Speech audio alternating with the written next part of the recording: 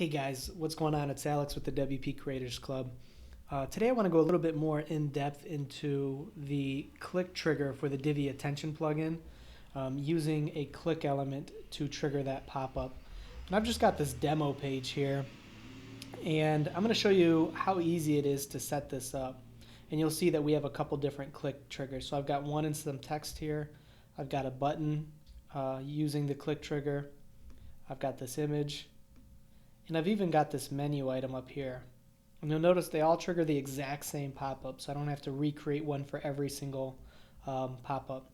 But let me jump over to the visual builder here, and I'll show you kind of how that works. So here's that pop-up that we were working on.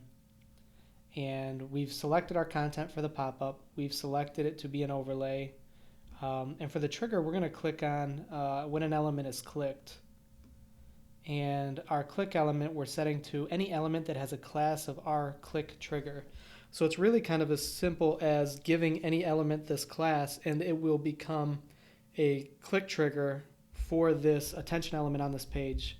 And let me show you what I mean by that. Let's open up this image here.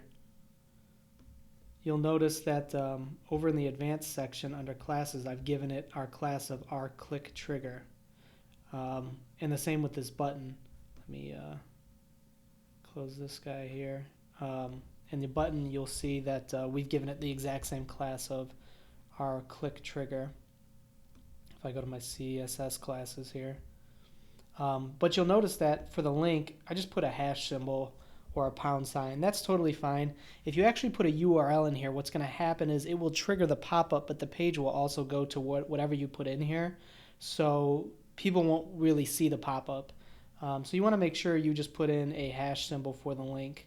You don't want it to actually link anywhere, but as long as you give it this class of our click trigger, or whatever you set your class to be, it will work as a trigger. And let me go over to the menus here, and here's that trigger pop-up that we saw. Let me jump back over here to our trigger pop-up here. For menu items, if you give it a class of our click trigger. If you go to the menu and you don't see this field here, all you have to do is go up to the top of your screen under Screen Options and make sure your CSS classes is checked for under Show Advanced Menu Properties. If I turn it off, you'll notice that that has gone away. We don't have it. So that option's just hidden right here in WordPress. That's a standard WordPress thing. So our click trigger. And that's really all there is to it. Even if we go into our text box here, our text field. And so here's our visual version of the text. If I jump over to text, you'll see that I've given this link element a class of our click trigger. So, and you can set obviously that class to be whatever you want here. If I go back to our attention element trigger, you can name this whatever you want, but just keep in mind, or just make a note that you do have to put in the period for classes, or if I was targeting an ID, I would use the hash or pound sign for the ID.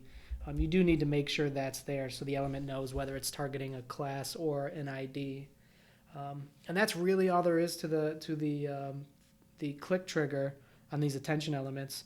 Any element that you can give a class to, you could turn into, or an ID, you could turn into a trigger for your overlays, for your pop-up bars, because remember, we can do notification bars with this as well. So, all right, that's all there is to it, and I will see you guys in the next video. Happy creating.